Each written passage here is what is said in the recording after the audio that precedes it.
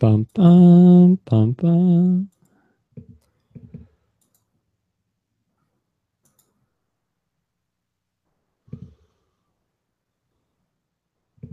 All right, we are good to go.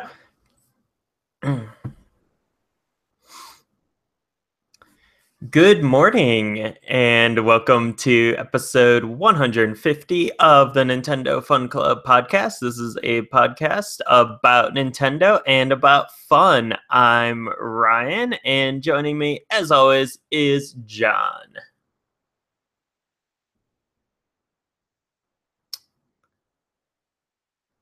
John, are you with me?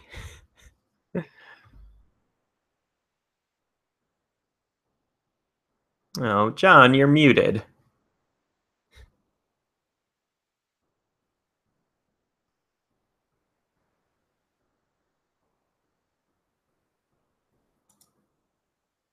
Let's see. I think we can fix this.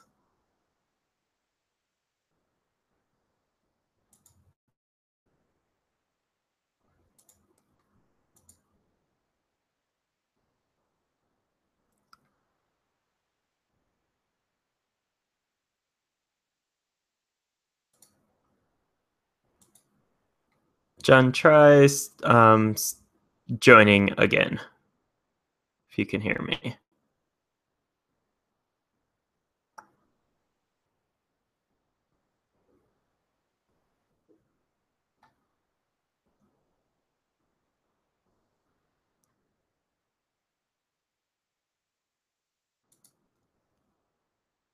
And joining again.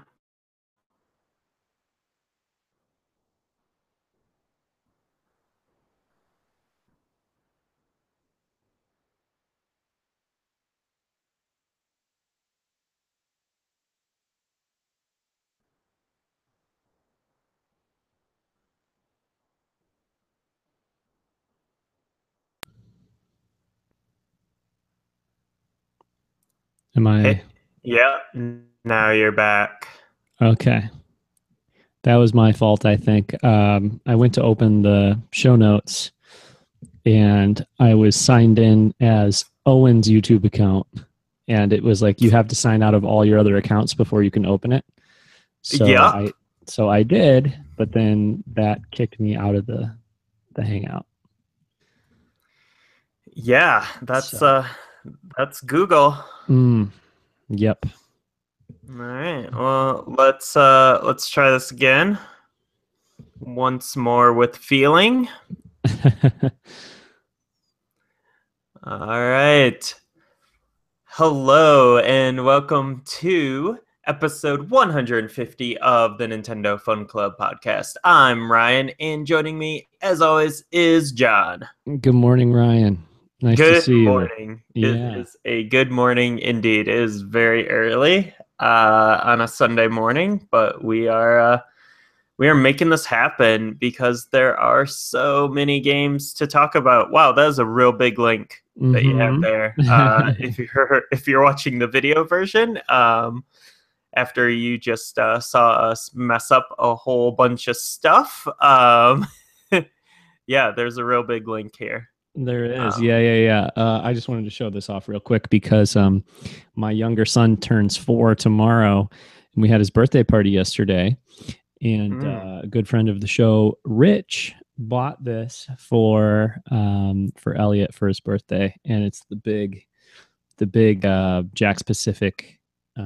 This would be the Skyward Sword Link. Yeah. Yes, and his shield, sword, and sheath are downstairs, but I thought I'd bring the big man up here tonight just to show him off. So that is cool. Mm-hmm. Yeah. So audio listeners, very big link right now. There might be an even bigger one, but that's like I think that one would be what, 18 inches. Yeah, that's a big link. But yeah, Jack's Pacific, they obviously they do the World of Nintendo Toys, and they've got like different sizes. I know with Star Wars they do like big figs. Well, yeah, like that are like 3 feet tall or something. Oh crazy. yeah. Or 2.5 feet tall or something. So I think they did a huge link like that, but I'm not positive. anyway, it's Whoa. cool. There's a bunch of, Link and other Mario and World of Nintendo Jack Specific toys out there, and they're pretty cool. Cool. Well, also pretty cool is the fact that Nintendo is expanding the SNES Classic Mini production. There was some statement from Reggie that was like, "Don't buy from scalpers. We're gonna have enough of these on on the shelves." And then there was like an official press statement from NOA saying that the SNES Classic Mini will continue production into 2018. It was originally planned to be cut off at the end of this year, which had a lot of folks, like myself, pretty nervous. But yeah, it's going to go into 2018. And also, they're going to be having a new production run of the NES Classic Mini next summer. So it will be another opportunity for those of us who did not get one in the original run to actually maybe get an NES Classic Mini. Good news. Yeah, very good news. It's awesome. I think it indicates that they realized that, oh my God, matching coffee mugs. Oh yeah, with dual ports. Dual port. Anyway, I think it signals they realize that this can be like a product with longevity and not just a God, we need something at Christmas, 2016. So like, let's figure this out. Like they understand, I think now that they can sell these things for a while. So, and maybe they've too, who knows, but maybe they've kind of clarified or made a decision about what they're going to do with their virtual console on the Switch. And, maybe they're more comfortable having this out there for that reason too. But yeah, I believe Reggie, I want to believe. And so I do believe Reggie when he says, there's going to be more Super Nintendos released on day one than there was NES Classics in the entire first run, and that when he says there's gonna be regular shipments after that, et cetera, because all the messaging beforehand has been this thing will be limited. And yes. Somebody made the call somewhere, NCL or whatever, to be like, you know what, let's just make a lot. And yeah, actually, maybe we awesome. Like making money. Like, right. We could sell these because people want to buy them, and like they pay us money, and like we'd have more money, and that would be cool. Yeah. So good call. Yeah. So now I'm less nervous now about not getting a NES Classic. And it's kind of like anecdotal, and I don't know, how reliable this is, but I have seen some, posts on Twitter, and like various Nintendo fan sites of like stores and how many of these they're getting in on day one. And so far it seems pretty promising. Like Toys R Us and Target seem to be getting between 30 and 90 on day one, which, you multiply that by all of those stores in your area. You actually have a pretty good chance of like getting one on that first week or weekend. Yeah. So. Yeah, for sure. And I've got friends in town here, like my friend Marcus he's planning on lining up to get one. And if anybody does a midnight release, I will do the same. I can't really line up for the morning release because of work, but I would totally line up for a midnight release. And but we still have the X factor of, do we have the European one coming or don't we? I assume we do, but I know I won't believe it until it's in my hands. So sure. Yeah. I don't know. We shall see. Hoping for the best, because I really want one of those things. So yeah. All right. So there was a Nintendo Direct, and I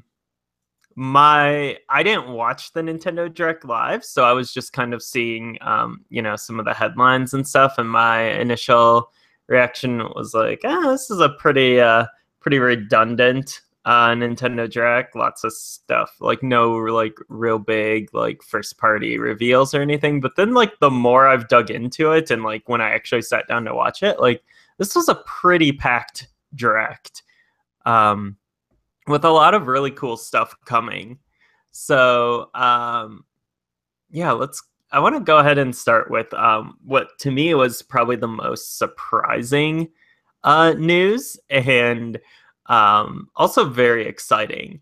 And so in the direct, we got a release date for Skyrim on Nintendo Switch, from Bethesda. It's going to be out this year, November 18th.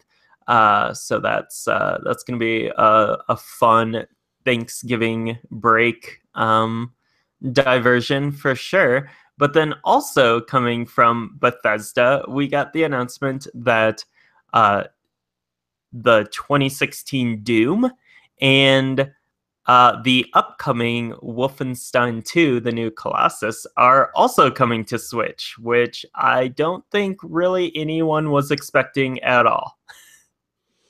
For sure. Yeah.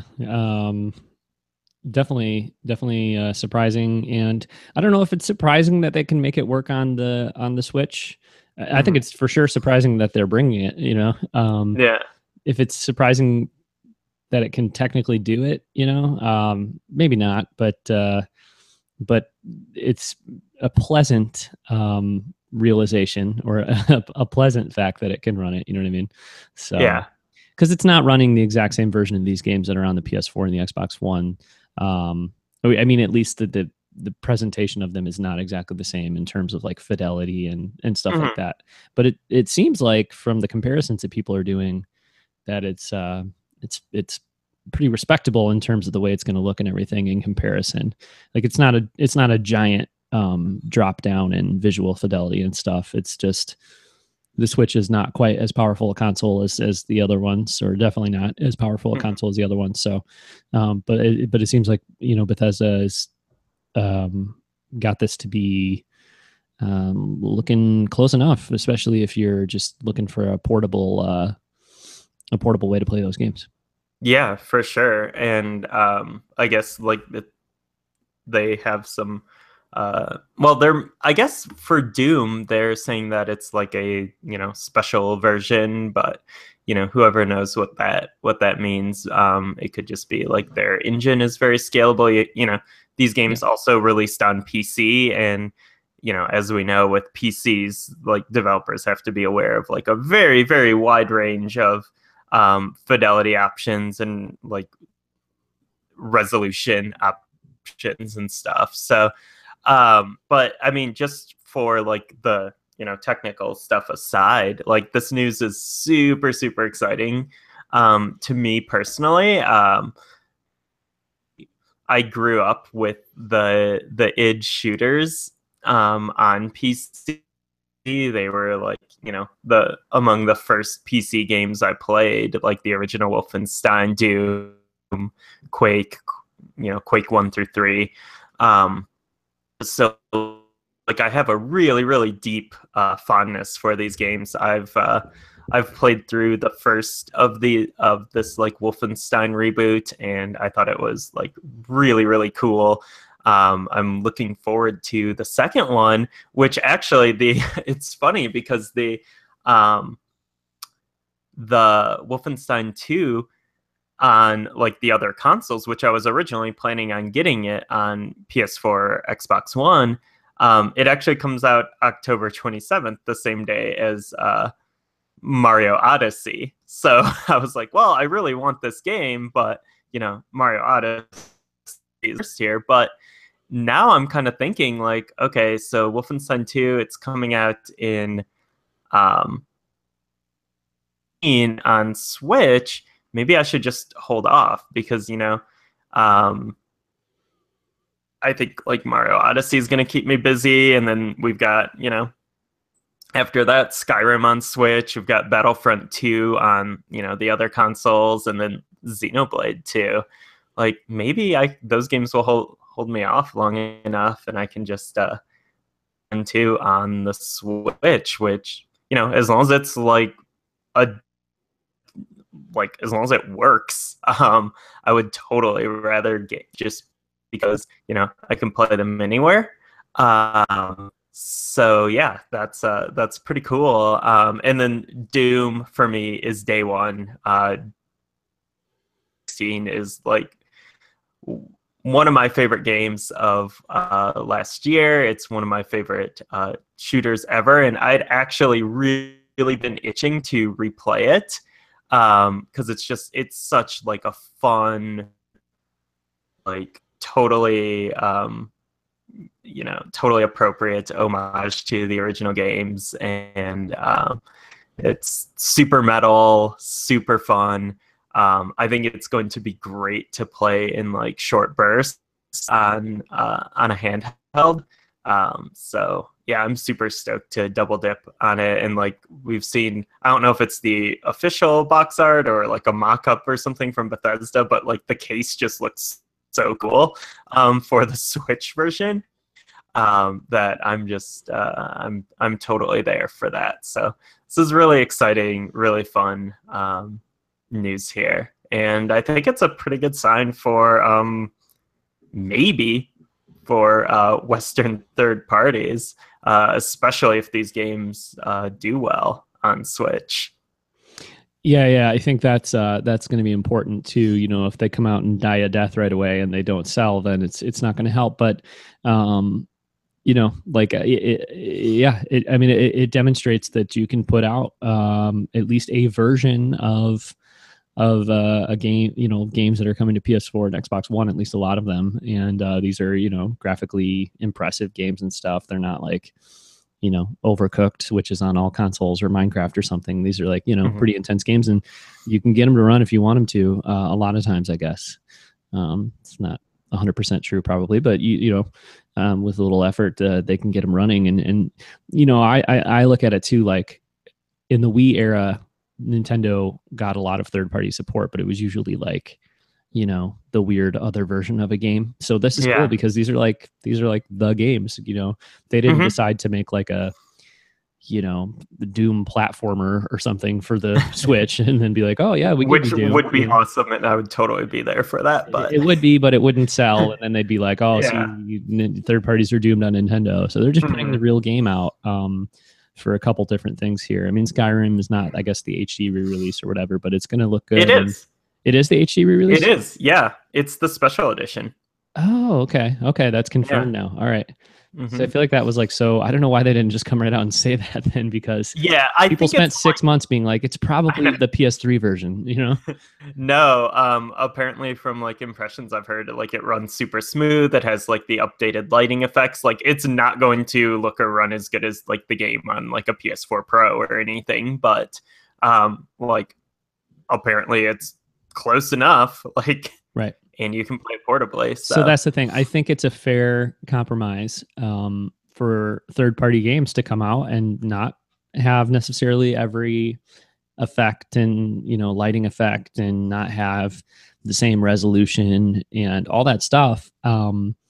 So to have a slightly less impressive version graphically, but then to be able to play handheld, you know, I think that totally works. And a lot of people will make that call probably for at least some games, you know, to play them that way. So like if Square had put out Final Fantasy 15 on Switch and it didn't look quite as good, but you could play it on the go, I think a huge, you know, part of that Final Fantasy audience would have got it on the Switch, and, you know, a lot of them would have still gotten it on the PS4, and, you know, it's cool. So, but yeah, I think hopefully at least a couple of these games from Bethesda are going to sell, and then, you know, it'll be a signal to other third parties like EA to do Star Wars games for us, and you know, stuff like that. So although I don't know, do you think they could get a Battlefront 2, like any version of Battlefront 2 running on Switch?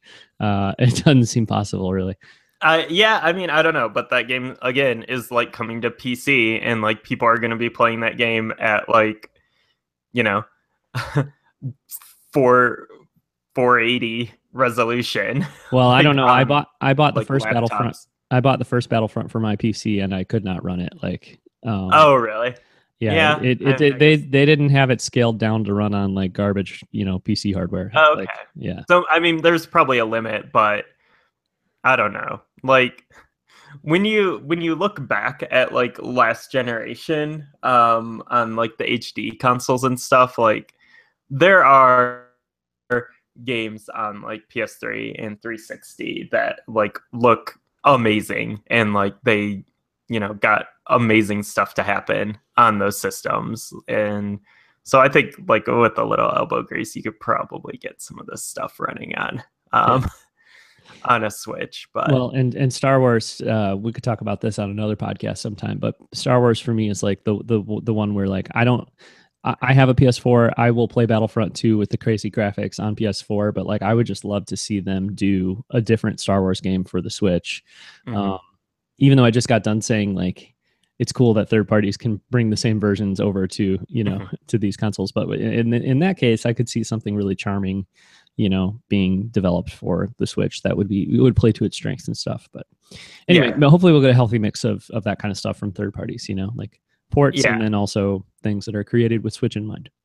yeah. And I mean, hopefully, by like this time um next year, we're going to start seeing those third party games actually releasing day and date on Switch, as on the other consoles.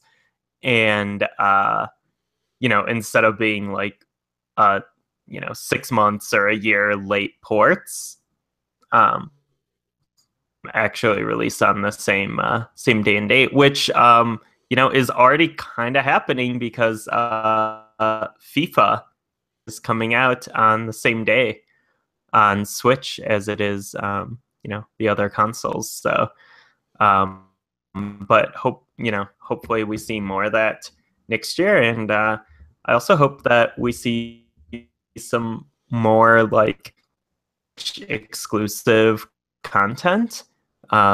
Really leaning into the fact that it's a Nintendo system and you can do stuff like, what Bethesda's doing with Skyrim, where you just throw in a Master Sword and a Link tunic, or like Rocket League, like, oh, here's a Samus car. You're not getting this on PS4. Right. Like that exclusive Nintendo stuff. Like I know it minor, but it goes a long way with fans and stuff. So, and we've seen like with a lot of, at least with indies, if there's a Switch version, the Switch version is selling well, if not being the best selling version of the game. And that's obviously not going to be the case, like if they put like Assassin's Creed or something on Switch, but there is like the Switch audience is buying games right now, and we've seen that with like a lot of surprises like Bomberman and Street Fighter selling super well on Switch. This is an audience that is buying games, so put games on the system, we want to buy them. Yeah. I think if some group went out and did like a positivity survey about Switch or whatever, like people love this hardware, they love the system, they love the Switch. And I remember when the Wii U came out, like people who got it, like us or like friends of ours that maybe got the Wii U or whatever, it was like, yeah, it's cool, like I'm into it, I like it or whatever. But you didn't get this like overwhelming like positivity. And then as the months and years went on, the conversation became more like, yeah, this thing like never was exactly what I wanted it to be, or never totally made sense, kind of thing. And I think with Switch, the way I'm seeing the rhetoric, I mean, Switch is still pretty new, but like the way the conversation is going is like, I'm cautiously optimistic that this thing's going to be awesome, was like how people felt at the release. And then like when it first came out, it was like, okay, Zelda does rule and it's cool to be able to play it handheld, but like what's the future of this thing going to be? And as the months have gone on, I just feel like now the conversation is from a lot of people is like, oh my God, this hardware is awesome. Like I love this machine and I want everything on it, Mm-hmm. So I think that's a big part of like people buying games for the Switch, is especially early on. It's just like they got the Switch, they played Zelda, they were like, this rules, and then kind of like, I just want to play everything on this thing because I have such positive feelings toward it. Like I love this machine so much, Mm-hmm. And if we keep getting good releases, I think that's gonna continue. Good releases, good Joy Cons is gonna be awesome. Yeah, definitely. So on the subject of late but welcome ports, this is one I know you were kind of asking for and are, I assume, pretty excited about. We know that Dragon Quest Builders is coming to Switch when it releases, or Dragon Quest Builders 2, I should say. Well, and I guess we also know that the original Dragon Quest Builders is coming to Switch in spring. Yeah, that's awesome. Do we know when Builders 2 is coming out? No. Maybe later next year. I hope I'm excited about this, but I hope it's like definitely like, second half of the year or something, because it's going to be weird to be like in March, like, oh yeah, I just bought Dragon Quest Builders, and then like in June to buy a second one. You know what I mean? Especially because it's a Minecraft-esque game where like that's a game you play like for a long time, So yeah. But that being said, I'm really happy too, because it's just like, I don't know, I've been going back and forth about like getting it on the PS4, and I'm just one of those weirdos. Like, if I got it on PS4 and played it a bunch on PS4, then when the next one came out, like, I might want to get that on. I probably wouldn't, but you know what I mean? I'd probably still get it on the Switch. But it's just nice to have like both, the whole series there on Switch, I guess, is the point. Yeah. Yep. So yeah. But yeah, I have kids. I've got an 8-year-old who loves Minecraft, so I feel like this could be something that could be really cool for him. Definitely, and it will definitely be very cool for you. It's got a lot more like JRPG elements in there as well. Yeah, because I can't get into Minecraft. I've tried a few times. I can't get into it. I haven't tried that hard, but it just does not speak to me really. So I think that this is something I could be a lot more interested in. Maybe we should just mention quickly, since it came up, that Minecraft was released for the new 3DS systems, the new 3DS, new 2DS. We're not going to get that because we have bought Minecraft for, I think, 4 different platforms now at this point. And Owen, my older son, has a 2DS, but it's on a new 2DS. So I don't think we're going to be grabbing Minecraft at any point. And and now if I was going to get Minecraft for a portable system, I would get it for Switch. Like if I wanted to be able to play it portable. Yeah. But I still think it's pretty cool. It's a bummer that it didn't come out like 2 years ago on 3DS. Yeah. But it's still cool though, for sure. Yep. And sounds like it's pretty full featured and everything too. So I think I mean, it looked cool, like using the touch screen and stuff. Impressive that they're able to squeeze that onto the 3DS. And then I don't see this in the notes either, so maybe we can just mention this quickly. Is the Pokemon new 2DS XL systems? I showed one of those to Owen too, and he was like, I gotta get that. And then I showed him the Japanese one, the Pikachu one. Ooh. He was like, oh wow, yeah, like he was super excited about those. Those are really cool, but it's hard to. I mean, I should check his hour count on Pokemon Moon right now, but it's got to be pretty large because he's still playing that game all the time, and he beat it 2 months ago or something, and he still plays it like all the time. So like part of me is like, like if we were to upgrade his 2DS from the regular one to the 2DS XL, new 2DS XL, like, and get him that special edition system, he's probably at the very least he's going to play 50 hours of Pokemon Ultra Sun and Ultra Moon. Like it's almost worth it, but probably not. It's just like, it's almost done. You know what I mean? The 3DS, the 2DS, the 3DS. So do you? Yeah, it's almost done. It's just hard to. I don't know. It's hard to spend money on a new 2DS or 3DS at this point. I don't know. It was very easy for me last month to spend money on a new 2DS, and I love that thing. That's good. That is good. I was like looking on Amazon after this direct because I went on to pre-order another couple games, and I still have like 5 or 6 3DS games coming, and that's just of the announced stuff. Are they all JRPGs? They are all JRPGs. Yes. Okay.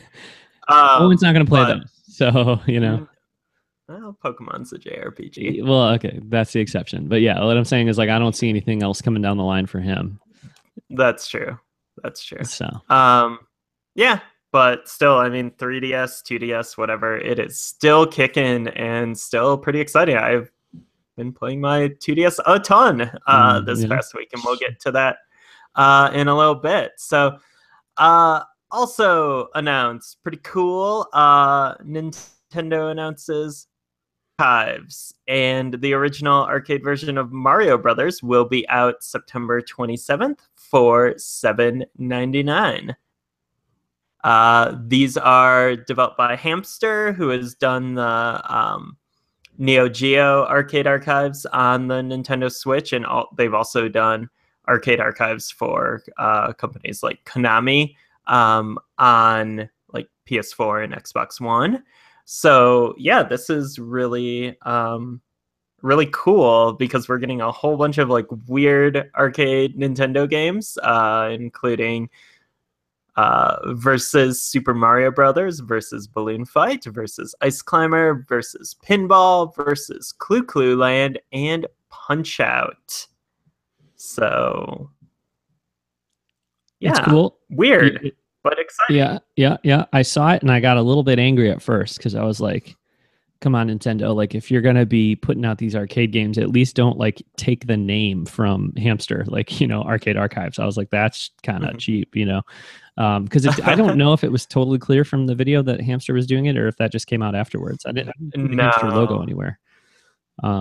So I was like, man, that is rude. Like they come on, they put all these Neo Geo games on your system and like, really flesh out like the library there, digital library, and then you're going to just like steal their branding. So it's definitely cool to see that they are working with them on the series. And then, the games themselves, there's a couple that I'm pretty interested in, but this definitely seems like the kind of thing you want to get out now before putting out like NES and SNES games and stuff, because for the hardcore, like super like into the history of it and wanting to like have access to everything type audience, like these will probably always be, they would always sell. But for most of the Switch audience, I feel like you might be able to interest them in classic arcade games if they're not going to have access to like NES and SNES and stuff. But once that happens, the interest in these probably is going to drop a fair amount. So I think this is, I guess that's a roundabout way of saying I think this is kind of the right time to put them out, and it'll be pretty cool for something here in the fall. So Yeah. I mean, some of these, like, I mean, I'm definitely more excited about some of these than others. Yeah, I'm super excited for versus Super Mario Brothers. I actually played that in a Japanese arcade a few years ago, and I was like really struck by how difficult it was.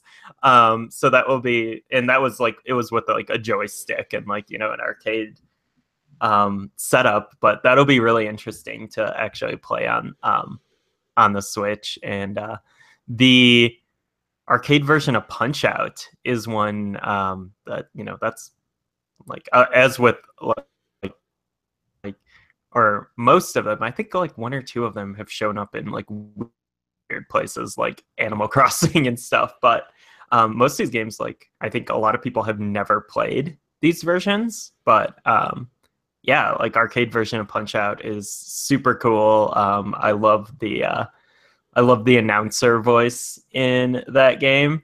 And it will be interesting to see if they do the whole Tate mode thing so that you can switch your Switch vertically, because this was a dual screen game and you have your top screen and bottom screen, and it will look very, very weird and crunched on the Switch screen. It will be like when you play the DS games on the Wii U and you like put both screens on the gamepad. Like but yeah, this seems cool, and there's definitely some potential here for sure. we need like a really good Tate stand. Yeah, I don't know who, like I can't believe Hori hasn't done like a really nice like Tate stand yet. I feel like there's going to be enough games where it would be something people want. Also, I think it's cool that Nintendo is working with, sort of big name, if you want to say like big name, third party developers or whatever to do these games. Could be. I think that the NES and SNES stuff would still be done just like in house or whatever, especially considering they're putting those games out on the classic consoles, the mini classic consoles. But just cool to see that they're at least open to working with outside developers on these, because I think it could speed the process up potentially. And then also, you think about like Sega and M2 and what an amazing partnership that was for the Sega 3D Classics, and it's cool to see that Nintendo is at least seems like they're open to that kind of thing. So I like that. When they started announcing all these Versus games, I know it doesn't make sense because it's Konami, but I was like, oh, there's a Versus Castlevania arcade game too, right? Like that would have been cool. But obviously this is all first party stuff they're doing, right? Yeah. So, and then just quick mention too, I know you picked it up. Haunted Castle came out from Hamster on the PS4 this weekend. Yeah. Speaking of Konami, I don't know if that was something that like Sony was instrumental in getting going, or if there's a likelihood of that showing up on Switch down the road or not. Yeah, I mean, I'd love to see. I mean, that just like opens the door to like. There's so many Konami arcade games. I would love to get on Switch. Because again, with these arcade archives, like the Neo Geo ones, like yeah, I mean, I could buy them on PS4, and I bought some of them on PS4 like prior to Switch. But it really feels great to be able to play like these old arcade games and stuff on like a handheld. So again, like if they give Konami and Capcom, Namco like started releasing some of their like 80s and 90s through Hamster, super awesome. But yeah, I did grab Haunted Castle on PS4. Not a great game, it's a really cool game. Yeah, I think I'm probably going to grab that this week at some point too, just because like Halloween season is a good time to play some games. Like I already have picked up Night Trap for my PS4, which is definitely not a good game, but you did. Oh, yeah, cool. Yeah, I got the physical one from Limited Run. Tasha likes Night Trap, or she had played it on her cousin's Sega CD. Oh my god! As a kid, so she was like, I told her it was coming out, and she was like, oh yeah, we should get that. So we tried to play it for about 20 minutes, and she was like, turn this off. This is not fun. And, it's so bad. but I want to have like like another couple come over and like hang out, and like especially like next month sometime, Halloween season, and like just play with friends. I think it's such a dumb, stupid game that like I feel like it would be fun to do that. So oh yeah. But anyways, I'm open to buying crap on the PS4 if it's Halloween themed, or the Switch. You throw your crap Halloween games at me and I will buy them. So yeah. Well, buy that Namco collection and get Splatterhouse. Yeah. I know you just mentioned like Namco putting their arcade games out through Hamster, and it's probably not going to happen considering that they already did their arcade collection there. But yeah, that collection needs to just go on like sale for like $20 so that I can like wholeheartedly recommend it, because I think the collection is great. I think the price is just a little high. Yeah. I need that sale. Yeah.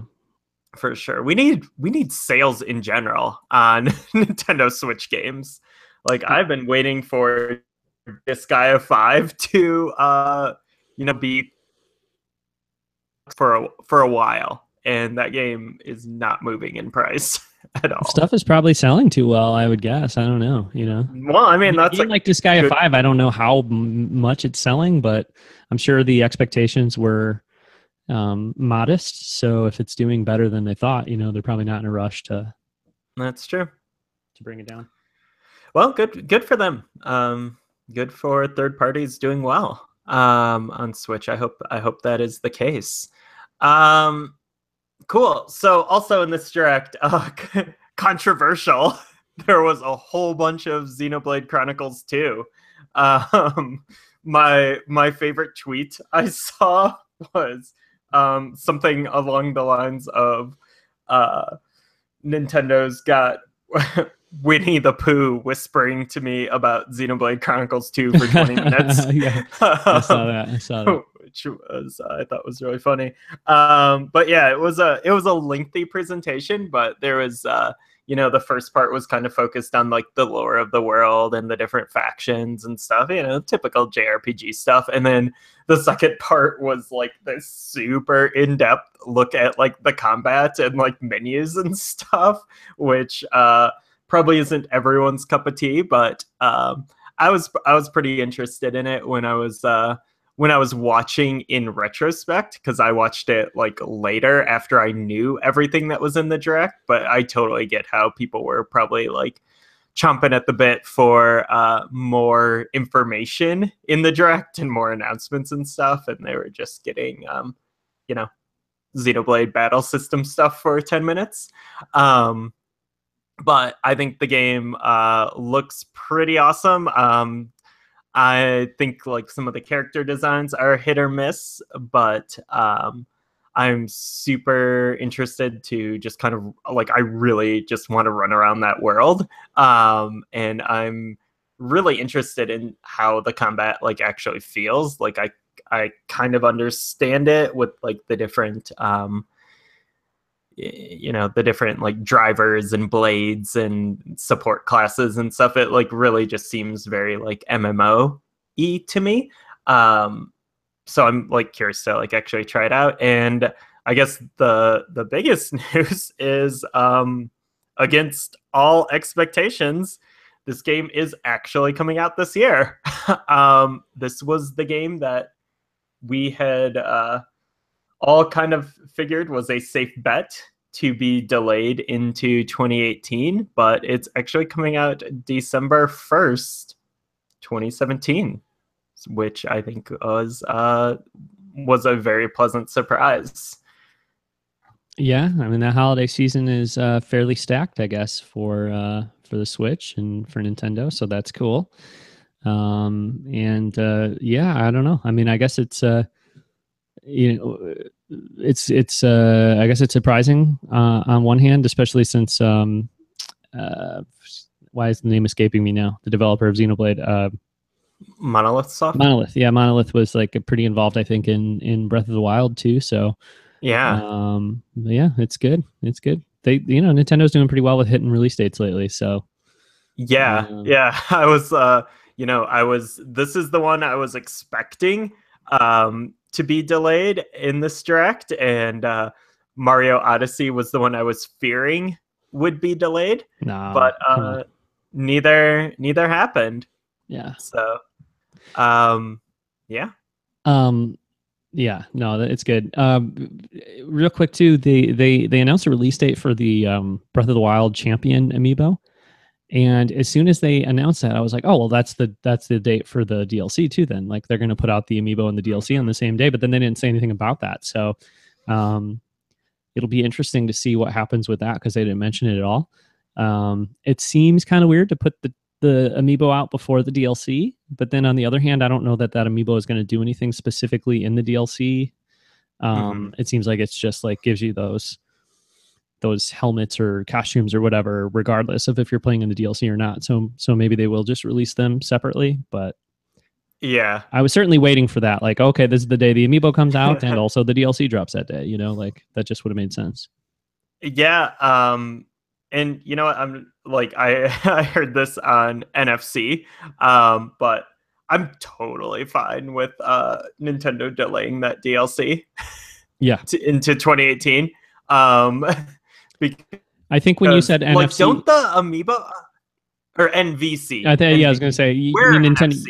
We are NFC, and don't you forget it. You meant IGN, Nintendo Voice Chat. IGN. Yeah, they were talking about how like if that I don't think anyone would be super sad if that, because don't the amiibo drop like the same day as like Skyrim on Switch? Like it's like mid-November. Mid-November, probably. Yeah, I mean, because if that DLC came out the same day as Skyrim, which is like a week and a half before Xenoblade, like I think we're good on like big million-hour open world games on Switch for like I that don't have time my frame. 120. I don't have my 120 shrines yet, and I'm going to be playing a lot of Battlefront 2 and Mario Odyssey in November and December. So I can Yeah, definitely wait until 2018 for that DLC. But for we'll sure. see. Yeah, yeah. Cool. So speaking of more games that take dozens of hours, Atlas confirmed that the Alliance Alive is coming to 3DS in early 2018. This is created by the team behind the okay Legend of Legacy. And but like this game looks cool, and like the team probably learned some lessons from Legend of Legacy, but it has like it's such a great crew on this team with like people who worked on like Suikoden and Saga Frontier and Final Fantasy X, Final Fantasy 13's composer. So it's a lot of JRPG all stars on this game. So yeah, another like super cool looking JRPG coming to 3DS. Always good news for sure. That was one like we weren't totally sure if it was going to get localized or not, but it's happening, so always a good thing. More JRPGs is good. All right, couple more things. There was more in the direct. I'm just kind of hitting like the main stuff that was like super interesting to me. There's some Kirby's coming, there's some Pokemon stuff, but all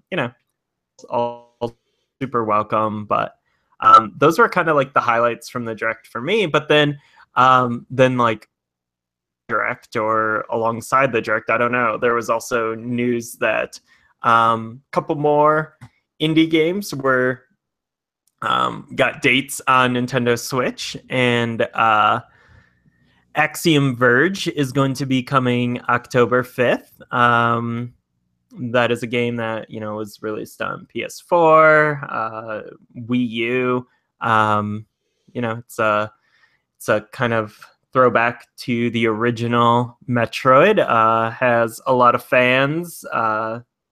Was a very impressive feat developed by one dude.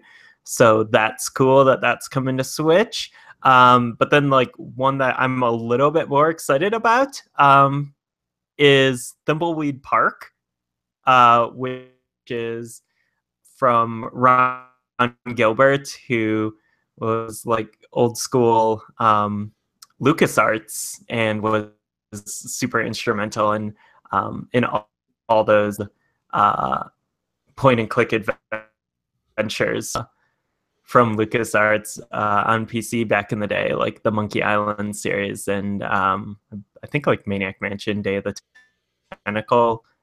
But yeah, this game looks super cool. It totally just it has that Scum engine look with the point and click commands and all that. So I'm actually like I kind of like was interested in this game when it came out on Xbox One and PC. I did not end up getting it just because I was playing other stuff. But again, I will totally play something like this on Switch. Really good fit, as does everything, because I love playing games portably. So, and I actually finish games when I play them portably, which I do not do on consoles. So, yeah, like I'm super excited about this. Like I know, John, like you're obviously a big Star Wars fan. You've played a ton of LucasArts games over the years. Did you ever play any of their adventure games? No, not really. Mm-mm. Nope. Oh Maniac man. Mansion, maybe a little bit, which I mean, it's not what you're talking about, but that's probably the only thing from LucasArts, like in that era, from some of those people that I've played. Okay. Well, yeah, I mean, Maniac Mansion was actually like one of the um, first adventure games I played, maybe the first one. And I played the NES version. Right, right. Yeah, I haven't played much of it. I've just, but I played it a little bit on NES, and that's it. So yeah. Yeah, I actually I love that game quite a bit. But like Ron Gilbert, he worked on that. He worked on the Indiana Jones point and click adventure game, which I've never played, but I've heard like super good things about it, Yeah, and that one.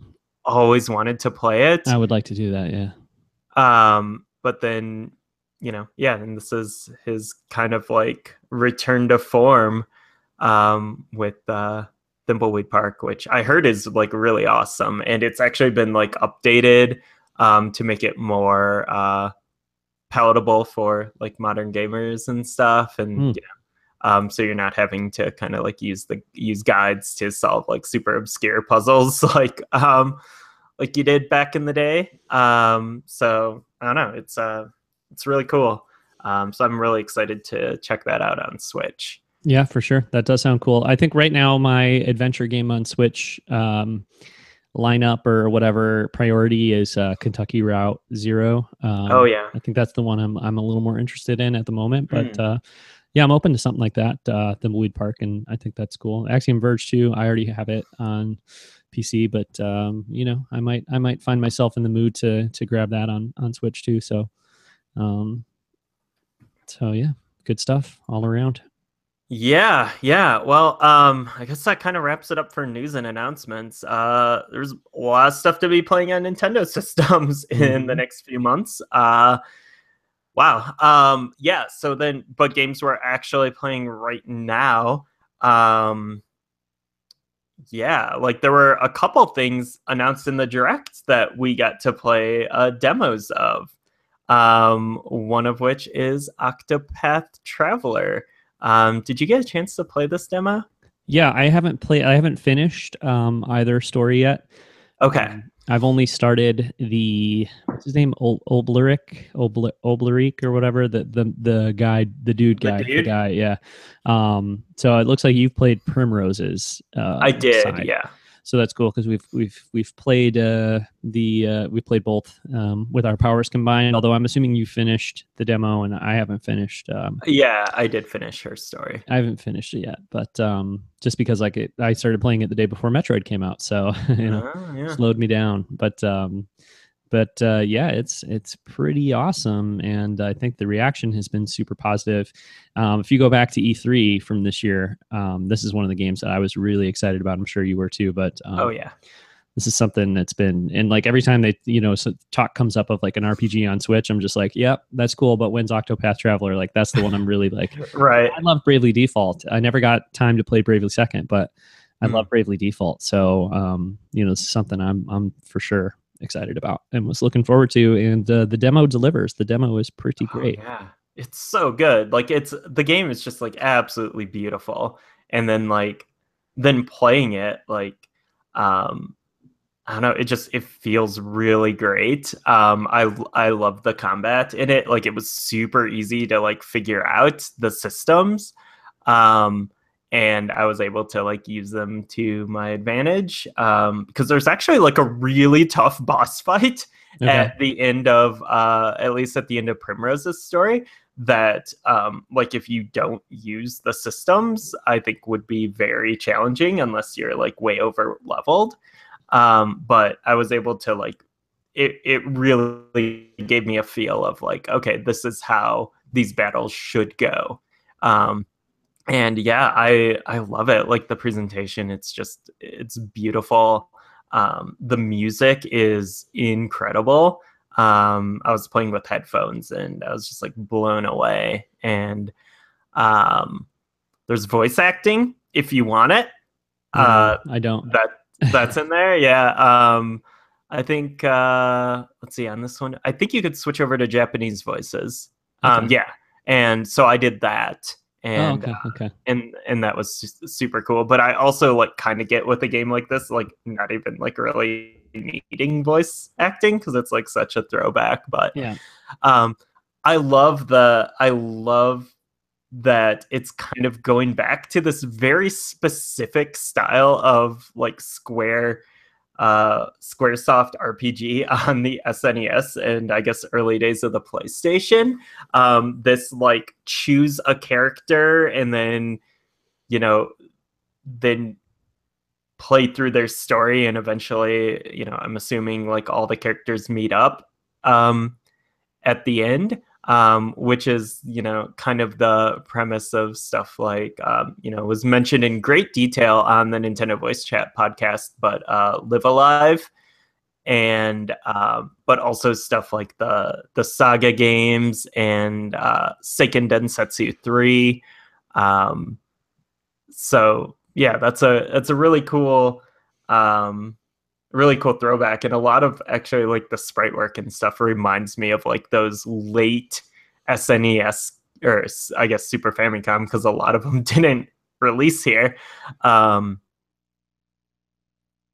Famicom, like before the transition to 3D and before Final Fantasy VII and all that, where they were just like top of their game, like sprite animations and like the worlds and towns and everything were just so gorgeous. And like this game is like kind of like a rose tinted look back at that era of Squaresoft, and it makes me very, very happy to play it. But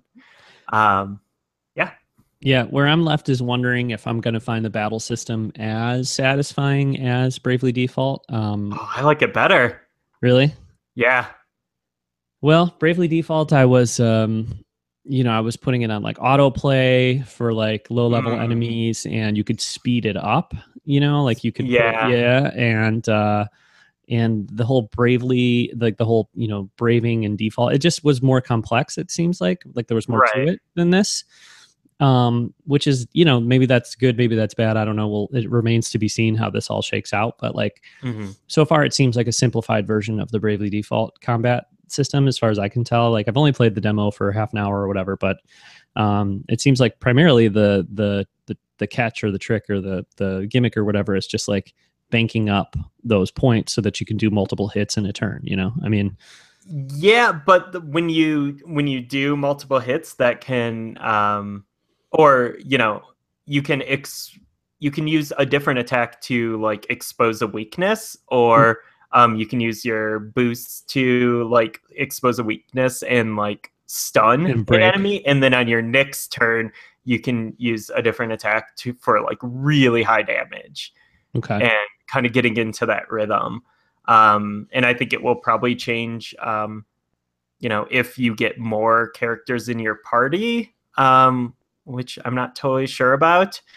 And with different attacks, different like enemy types, and like kind of discovering almost like a Shin Megami Tensei game, like discovering like the weaknesses of different enemies. I mean, okay, all right. Well, you are definitely the more knowledgeable about RPG battle systems, in comparison to me. But to me, that like I'm not seeing the difference really between like that and any other like turn-based system. Where like in a traditional turn-based game, I might like on one turn use like a magic spell that's going to weaken like their defense, and then on the next one I come in with like whatever melee attack. Like to me, like I don't know, like what's the difference between using a sword on one turn and then a spear on the next one? Like it's the same thing, which is, I mean, it's cool. Like to me, it seems like this is, and I'm fine with it. I like it. I'm excited for it, but it seems like it's like take a battle system and simplify it, like sort of like, at least that's how it seems in the demo, So Bravely Default was definitely more like a lot going on in each turn potentially, and like the way you would strategize, like doing the braving and the defaulting and like banking stuff up. Like it seems like that, but like just not as complex.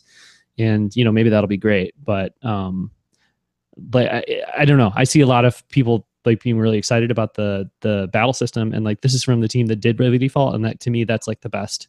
I haven't played that many JRPGs, so maybe this is a dumb thing to say, but to me, that's like the best like battle system for a turn-based like game. Like it was just very modern and very traditional at the same time, and worked really, really well, especially in the updated version that we got here in the West for Bravely Default. And as somebody who played that all the way through and finished that game and put like, I don't know, 70 hours into it or whatever it is, playing this, I'm like, the game is gorgeous. I love the fantasy like vibe. I think it's going to be amazing, but I'm not necessarily seeing that like in terms of the combat system, it's going to be as good as Bravely Default. I feel like it might be a close second, which would still make it an amazing battle system and one of the best in this style. You know what I mean? Yeah. But I'm walking away being like, this is going to be great, and it's very similar to Bravely Default, but I'm not sure it's going to quite live up to that in terms of the combat. But we'll see. I don't know. Yeah. I mean, it is of course like a variation on a theme. Like it's not totally reinventing the genre or anything, which I don't think they were aiming to do. But I do think like I just found it like immensely satisfying, especially in that very close call fight in Primrose's demo. Like I was like, oh yeah, this feels awesome. Like this is cool. Okay. So cool.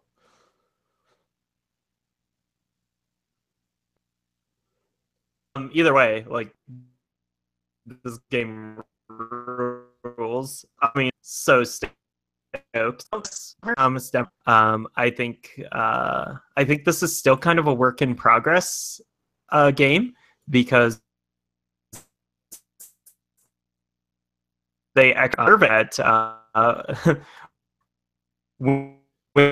out after the demo that I think they're taking some fan feedback. So that's interesting.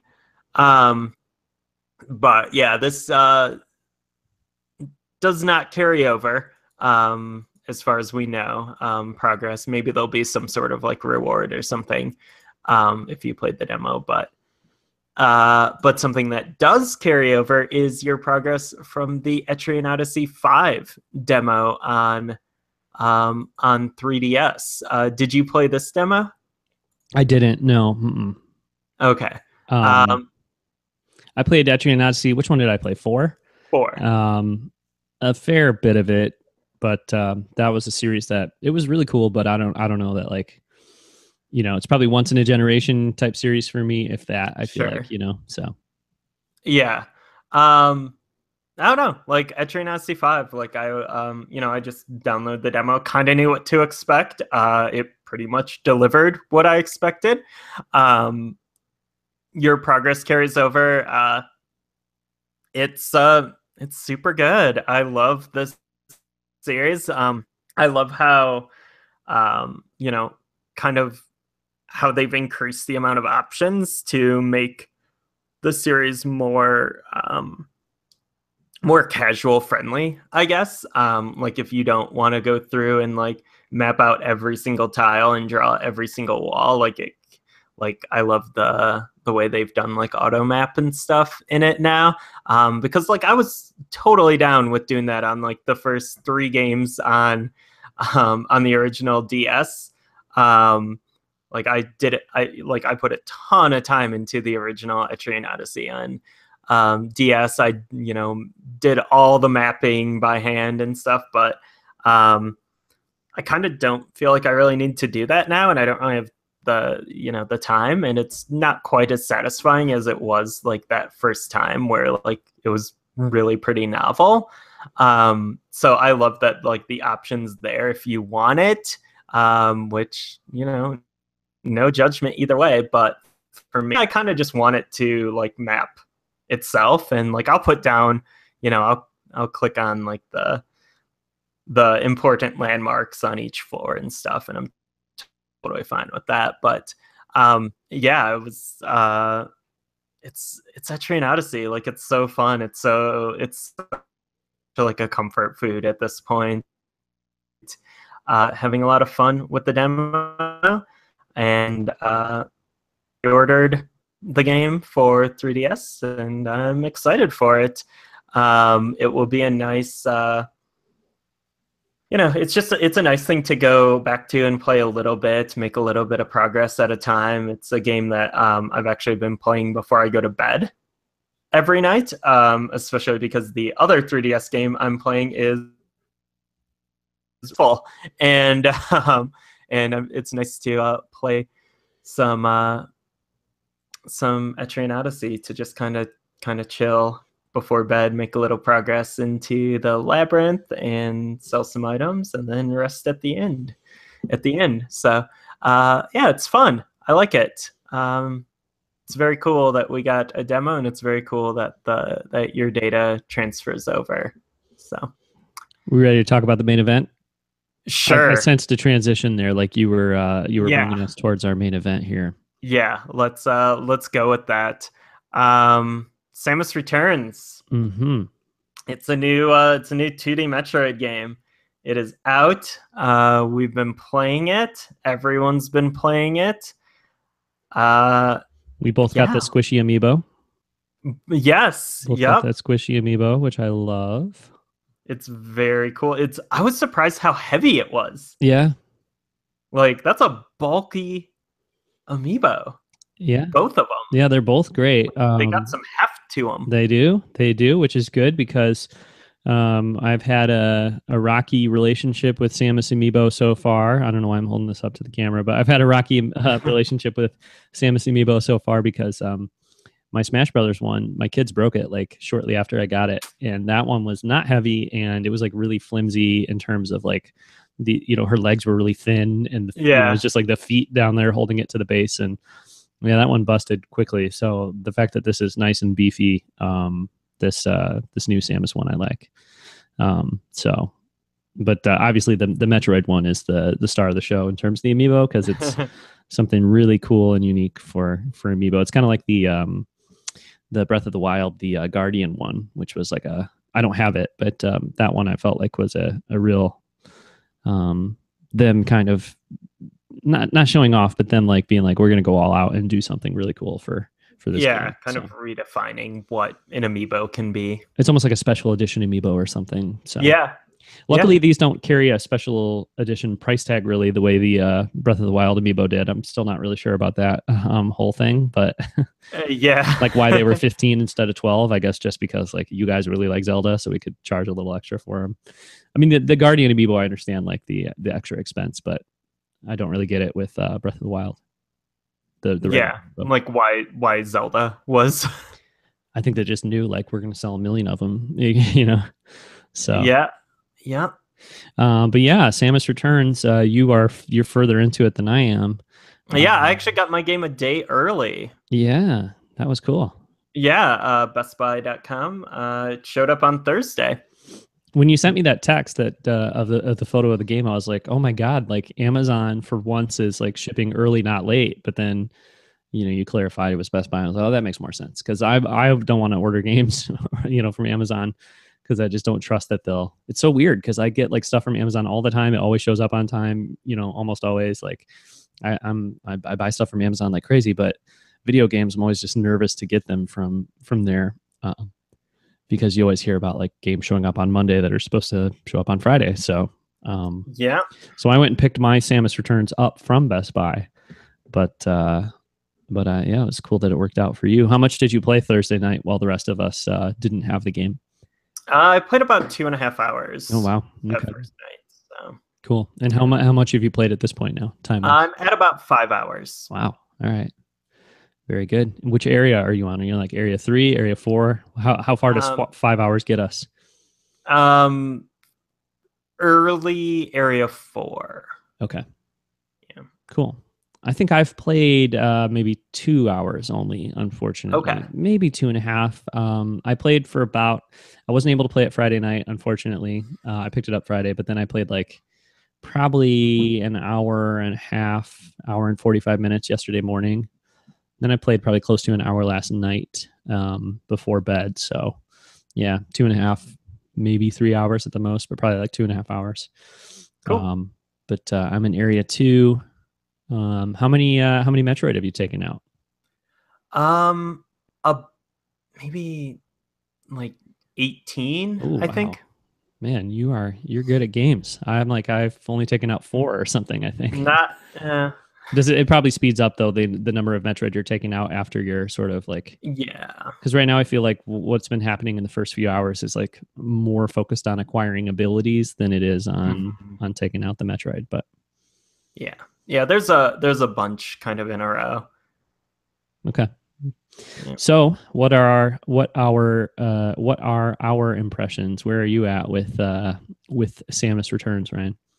Um, You seem conflicted. I'm conflicted. Yeah, it's been up and down for me. This was it. Yeah, it's been weird. This was a game I was really expecting to love right off the bat and the whole way through. The reviews are great. Um, I'm a huge fan of Metroid 2. The original game, it was one of my formative games. I think it was probably the second Game Boy game I got after Tetris, and I played it so much.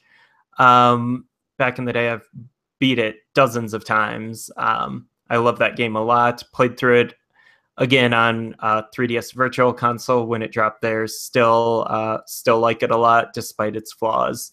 So the idea of like a really expanded remake of that game was really exciting to me, and I think so far there's been definitely some awesome elements of this remake.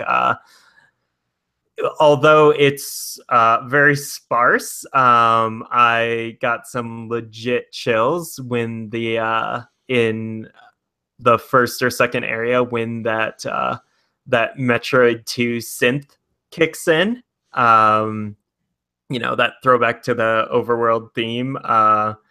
It's pretty incredible when that actually hits, and I love it a lot. There's not a ton of music in Metroid 2, unfortunately. So they don't really have much to remix, but the way they did that one was really cool. Cool. I don't know if you noticed here, right? You probably can't tell, but I pulled out my phone, which I never do while we're recording. But I had to look up this album that I have in my Apple Music, which is Metroid Resynthesized. When you mentioned the synth, I don't know if I probably never talked about it on the show. I don't know if I did or not, but I heard about it from Jeremy Parrish on Retronauts, and I would gather or guess a lot of our listeners listen to that too. So maybe you guys are familiar with the album, but it's really cool. It came out last year from an artist named Luminist, Metroid Resynthesized, and it's like the Metroid soundtrack. But it's all done with analog synths, like late 70s, early 80s era analog synth hardware or instruments or whatever you want to say. And it sounds so cool. So you should check that out. Just based on your excitement about the synthy sounds in Metroid 2, I think you would be into that. So give that a shot. And then also when I searched Metroid in my Apple Music, the artist Metroid Metal also popped up, which I don't know if you're familiar with that one or not, but that's also awesome. Yeah. Okay. It is awesome. Yeah. I love that. For sure. So yeah, like I was really happy with that element of the music. Otherwise, I feel like the sound design's really good in the game. It's mostly ambience though. I've been playing with headphones in, and it's just a lot of ambience, and then there's some reuse of themes from other games, which I don't know if that's a spoiler, but it's pretty the other themes that they reuse are not really as interesting or adventurous to me as like the way they integrate the Metroid 2 music. And I think a lot of that is just because some of those other themes have been used in other Metroid games and are maybe a little overly familiar. So the real highlight of the soundtrack is like that 30 seconds of Metroid 2 music for me so far. I mean, who knows what else is to come, but yeah. So let's use this as like a way to talk about one of the not issues with the game, but like one of the things where I'm not, I wouldn't say conflicted, but like where I'm just like a little halvesies, I guess, on how I feel about it. Which is you know, you mentioned like most of the music is ambience or whatever, or ambient kind of sounding. And like when, you know, I'm playing with headphones, I'm sure you're probably playing with headphones at least some of the time. Like you plug in headphones, you bump up the volume, it sounds really, it's very immersive, the sound and stuff, and it's cool. But like both the sound and I think the way the game looks is, it's modern in the sense that like they're going for like, it looks like Other M kind of, and it looks good, but it, you know, for me, like I watched those opening like cut scene type shots, like the sort of like hand drawn looking, and I'm like, oh, this looks so cool, especially the way there were layers and there's like some you know, motion in certain layers of those little cutscenes and stuff, and it's like, oh, cool, like hand drawn, like, you know, like classic look, you know, and then like the game opens up and it's like, ooh, you know, 21st century 3D graphics and stuff, and it like, it looks really nice, but it's just both in terms of music and in terms of you know, sound and in terms of visuals, it's like the more modern kind of flair is something that's in 2017, it shouldn't be like a weird thing to have a 2D side-scrolling game like look modern, but there's just part of my brain that's like, I wish this sounded like a 16-bit game and looked like a 16-bit game. You know what I mean? Yeah. And I guess while we're on the subject of the presentation, I actually find the game kind of ugly. Like, to be totally honest, like it's, I don't know, like it's just not like super visually interesting to me. Which I don't know. It's really hard to kind of judge this because obviously like the Game Boy original game is very, very simple and it's like the same reused textures the whole way through. But in Samus Returns, it feels just a little bland. And I can't really put my finger on what it is, but it really kind of lacks the. I can. Okay. I think I can, which I feel like a curmudgeon saying this, but this is generally how I feel about this kind of stuff. Like modern sci-fi, you know, space marine, like generic sci-fi world. Like it's just like that. Like there's a million modern video games that are like sci-fi themed, and they all kind of have like this. I don't know. It just like the word that pops up in my head is modern. You know what I mean? Like like a game made in the 2010s or whatever. It's like they, you know, 3D, you know, like you know, technologically advanced like look. It just, I don't know. I don't find usually I don't find that very interesting because there's just like plenty of games that are like people love Mass Effect. I know you love Mass Effect. I never played Mass Effect, so I shouldn't be here talking trash about Mass Effect or whatever. But like that game came out, and to me, it's like I can just never get interested in bland, generic sci-fi game. You know, like it doesn't have like. I know the story is interesting. I know the world is interesting and all that stuff. But like, or we have a lot of friends. You're playing Destiny 2 right now. You love it, but like to me. Yeah. The whole, like, I look at that game and I'm just like, oh, cool. Another sci-fi game that seems to be in the same universe, like the same look, the same vibe as like every other sci-fi game. I guess I just hate like sci-fi. I like sci-fi, but like sci-fi games and like the whole sci-fi look to me, it's just like, it's like, it all looks the same, you know? Like aliens inspired. Yeah, and Metroid is obviously alien inspired, but like when you do that in a hand-drawn or like a sprite-based style, it's something totally different than like, you know, I don't know, like even Metroid Prime, I'm sure it's going to be amazing, but like they have to really push it in terms of developing planets and worlds and environments and stuff that don't just look like every other shiny, you know, 21st century 3D sci-fi game. So yeah, so this has been crazy because this has been going through my head a ton in the past week. So actually playing Destiny 2, which I've played a ton of since it came out, I actually have been super impressed by the variety in the, like, each planet you go to feels very different. And Lindsay and I were talking about this yesterday because she started playing it and she's been like super surprised because in a lot of like the promotional materials and stuff, I think they were kind of holding back some of the more interesting looking planets. And it almost gives like a very Star Wars type vibe. in that like each planet is like very distinct with a very distinct ecosystem. And there's actually a surprising amount of first person platforming in Destiny 2. And so as I was playing it, I was constantly getting Metroid Prime vibes. And so that got me really thinking back to the original Metroid Prime, which I think does an amazing environments.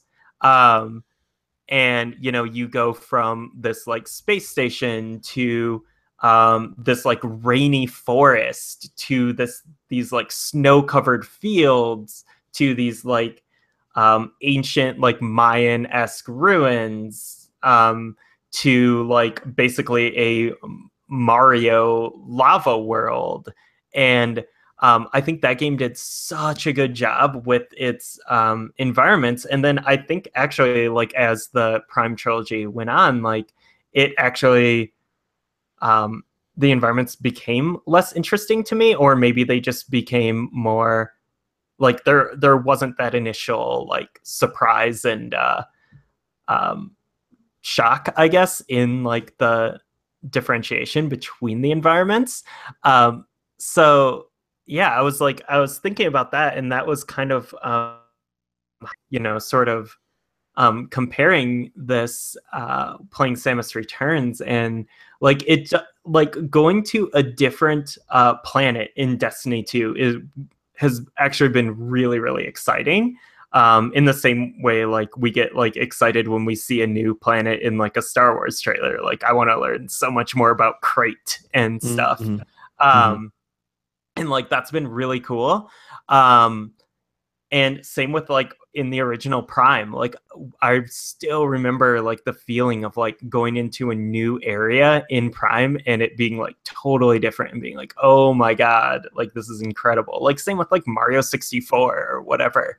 And I don't feel that at all with Samus Returns. I feel like every area I go to like kind of looks very similar.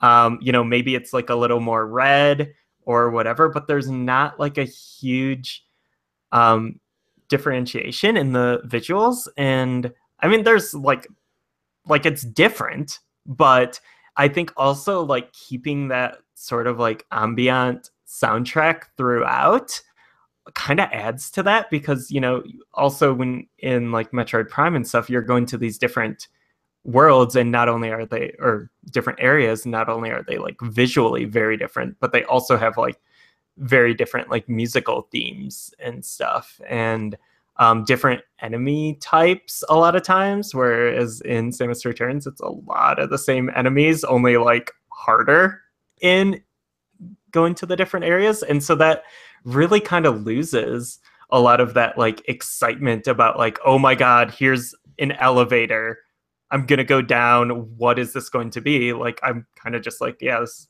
probably going to be kind of more of the same.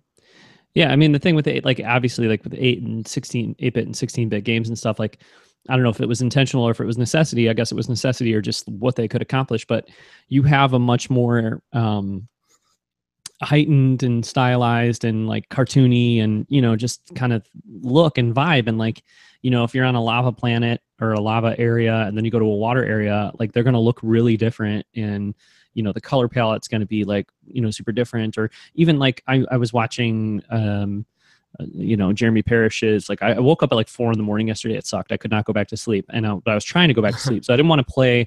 Like, obviously, the first thing I thought was, I could play Samus Returns, but I was like, I don't want to play a game because I want to go to sleep. Like, it's too early to be awake.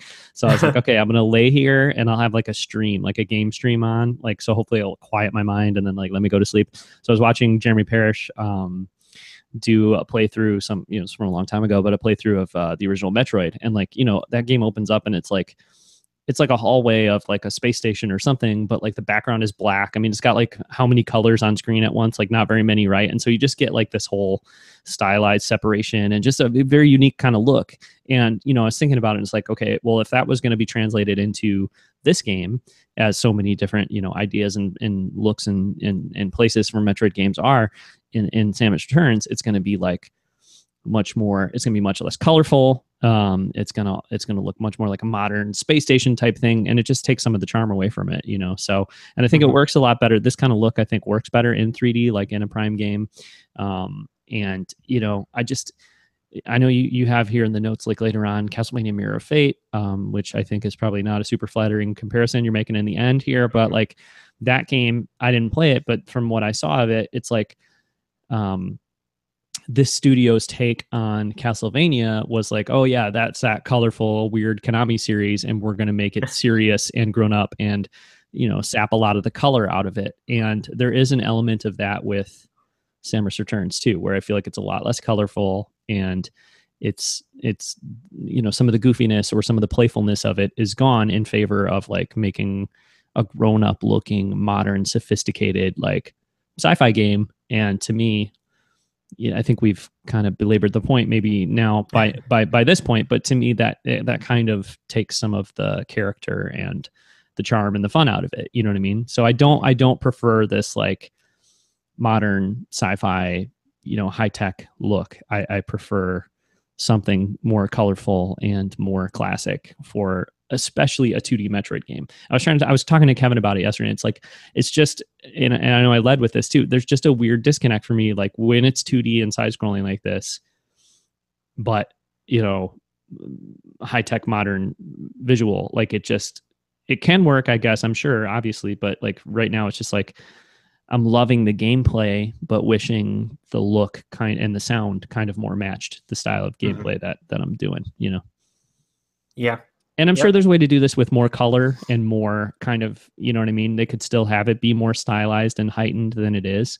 I think but this seems like a studio that goes for more like realistic, like, grown up kind of look. And I don't know, it's what it is, but yeah.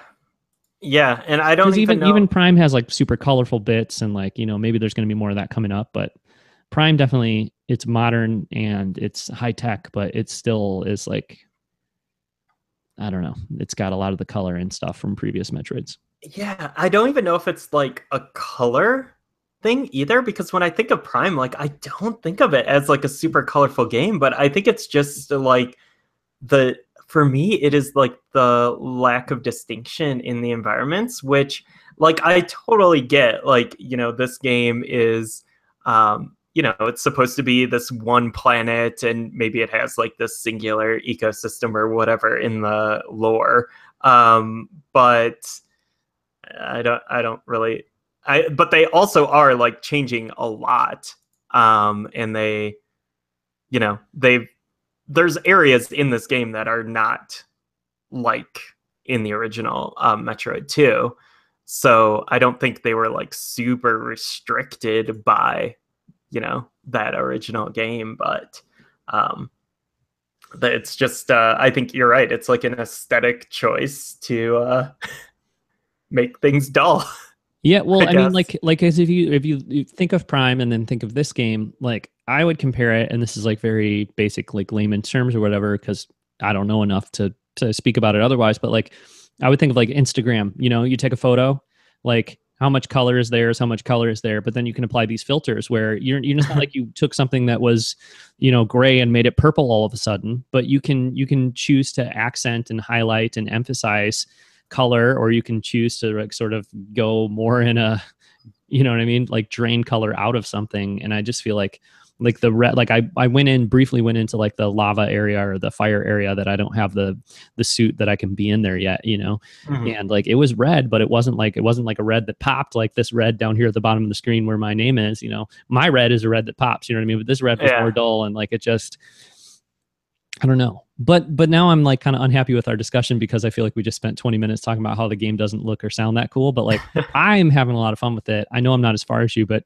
I really like it. Like I think it's playing really well and is pretty fun. It's just like if I was making the game, my personal taste is to go more in that 2D direction. I think that seems where yours is too, of course. But it's not like, I don't know. I don't love the look, but it's not like it's like super gross looking or terrible or anything. It's just that's dull. Not drawing me in is the look. Yeah. It's a little dull looking for sure. Yeah. And I think that it kind of, for me, like it's weird because playing this game has really kind of I think it's really made apparent like what I enjoy and want from a Metroid game. Um, and like what I expect from like a traditional style Metroid game. And I think it kind of just this the I don't know, kind of my dislike for the aesthetic of the game kind of ties into like a bigger complaint I have about the game where it's not that fun or exciting to explore for me. Um, because I think both like what I was saying about like I'm not that excited when I get to a new area because it's such kind of like a uniform look across the board. Like, you know, it's the same kind of like rocky textures, it's the same enemies except they're like a darker color and like harder when I go to a different area. And the music kind of just is like weird bubbly ambiance. But I also just like the other thing about exploration is I'm not really having fun with it because every single like enemy encounter just kind of like kills the pace of your movement. And like you know, just like running around and stuff, like as soon as you see like an enemy, like I've been trying to avoid combat more because there's no reward to fighting. Like you don't like really get anything, and you're probably just going to spend some time you know, waiting for a counterattack or like using up some missiles or whatever. And then but if like an enemy hits you, like they take off a ton of damage, so there's not like a ton of incentive for fighting enemies in this game, and you can't really like blow through them like you could in the original Metroid 2. You're further than me, so you know, I would say that your opinion or your experience with it is going to be more comprehensive than mine, obviously. But like, I feel like when you say there's no reward for it, one of the things that's stood out to me as I've been playing this game is that it seems like the health drops from enemies are more frequent. And I because you know, like it used to be when you got to a save point, or at least in a lot of Metroid games, you get to a save point and it like refills your heart, right? Like your energy, or not your heart, your energy tanks and stuff, right? Like at save points. And it's not, isn't that the case? Like in Super Metroid and stuff like that when you.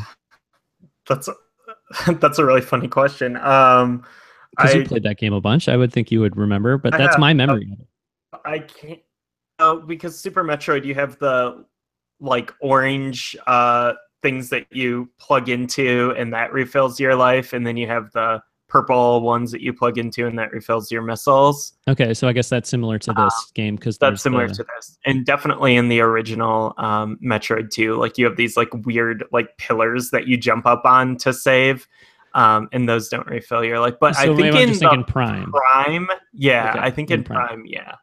Okay, well then maybe this is not a great point then, because maybe this is more how it usually is in a 2D Metroid. But I was just thinking, like, you know, I was expecting like when I got to save rooms or whatever to get my energy refilled, and then, you know, when I realized that wasn't happening, and those energy refill stations are, so far anyways, are not very frequent. Like I think I've only seen one or two.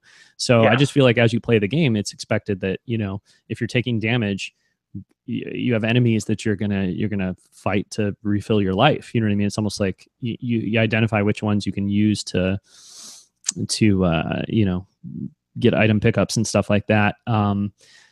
You're further than me, so in terms of avoiding combat, I guess you've had more experience with whether or not that works. But I've started to get to that point where you know, especially when I'm going back to the room I've already been through. Definitely some of those enemies I feel like I can avoid if I want to, and stuff like that.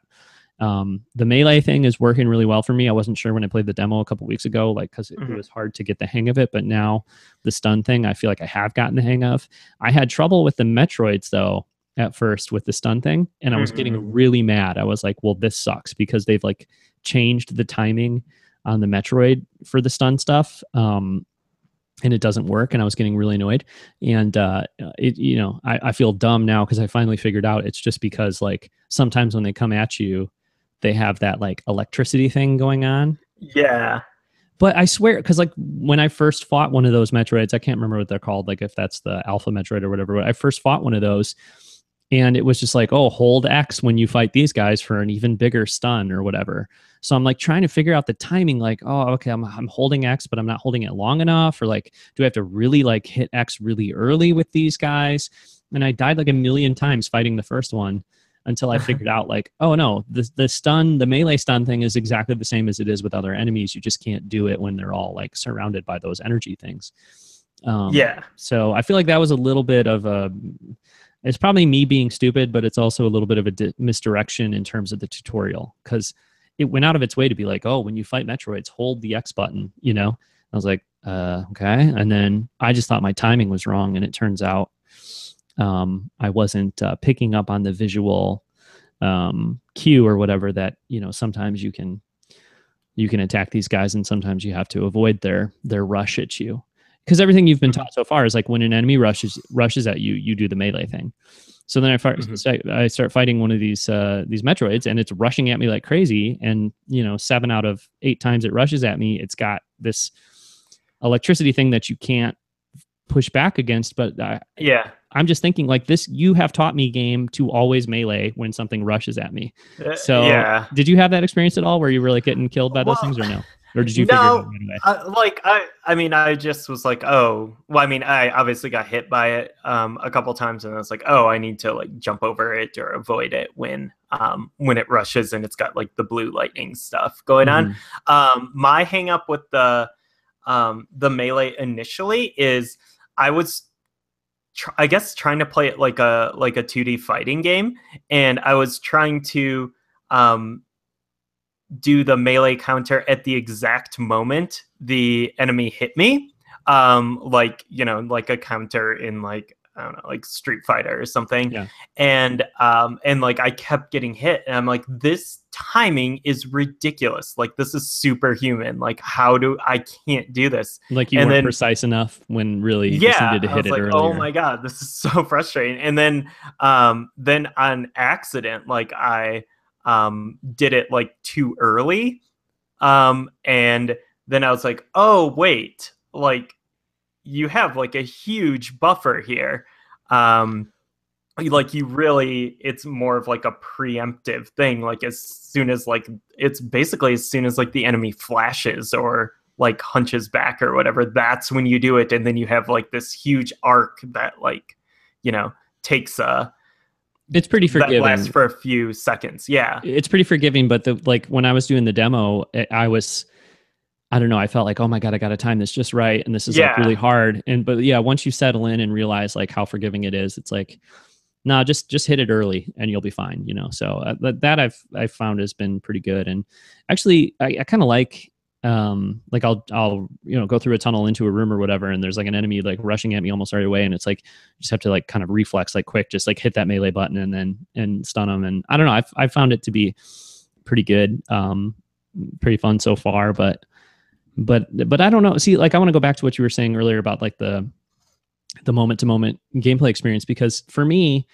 like I never really thought of the combat as something that was super fun or critical to the Metroid experience. Like for me, it's all about like the map layout and level design. And like if it's been a couple of years since I played Super Metroid, but like I think back to that game, I don't really think about like the combat being super satisfying. It's more like run through a level and take enemies out as you go. I hear what you're saying about it slowing you down, because it didn't really do that as much as I remember it in previous Metroid 2D games.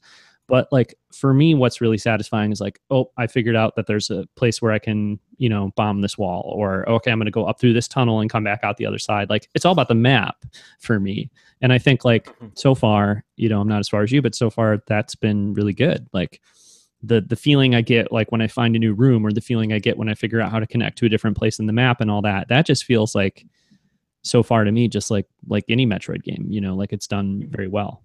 Yeah, and I think a lot of like the map design is like super clever, and like there's some really interesting and satisfying ways you get from like when like, okay, I need to get over here, but there's whatever obstacle, and then you kind of finally figure it out, and you're like, oh, that's really cool.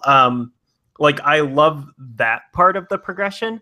And I don't mind, the slower pace there. What is less fun though is when you're like backtracking and then you're like, there's like these same enemies again, and I have to like avoid them because I need to get over to this other area. But I mean, that's alleviated a little bit with there's like there's teleporters, which is cool, and I think that's a really great addition.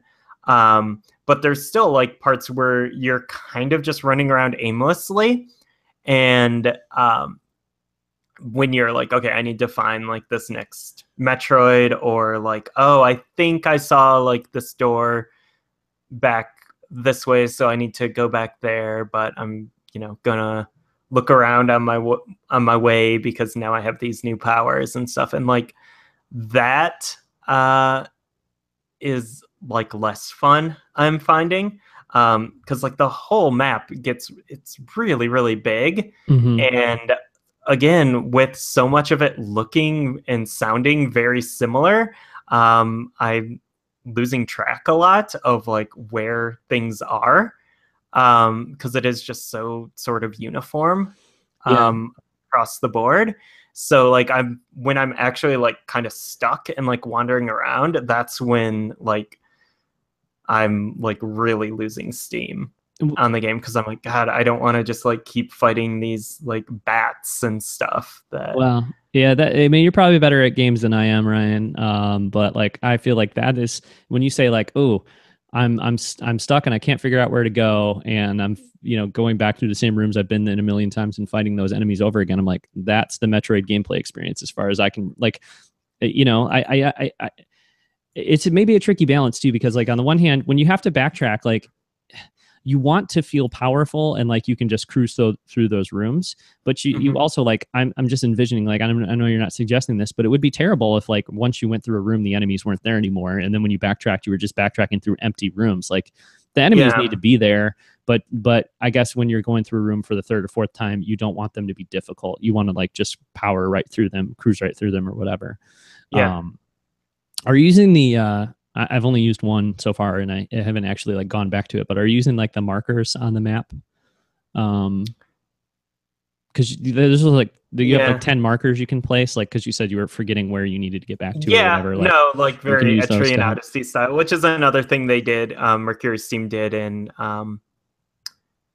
Castlevania, which was pretty cool. No, that's something I probably should use a bit more, especially at this point where it's like really getting open. But there's so many like, and I don't know, I guess this is just Metroid, but there are so many like arbitrarily locked doors in this game. That's how, which is Metroid, but like there's like 18 different kinds of like locked doors in this. That's pretty ridiculous. And so far they don't do as good of a job of color coding them either. I mean, you do have like the yellow doors or whatever, but like I've already come up to doors where I'm like, wait a minute, this is just like a gray door, but I can't open it. Like, what's the deal with that? Like, I don't know what. Because the other games would be like, oh, here's that bright magenta door. That like you have to use a certain weapon on it, and Yeah.